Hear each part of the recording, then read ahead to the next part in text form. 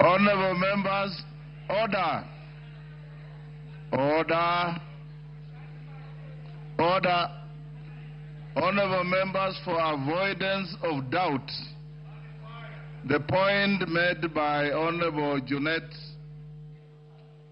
and Honorable Ichungwa, the President of the country is under no obligation to attend Parliament on the day when the Cabinet Secretary for Treasury and Planning comes not to read a budget, but to make a statement and give to the country his revenue-raising measures.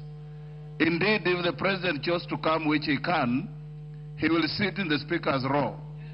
He will not sit where I'm sitting, where he comes to sit to address the House.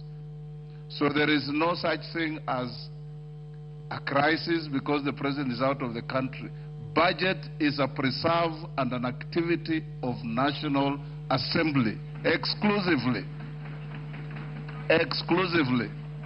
Next order.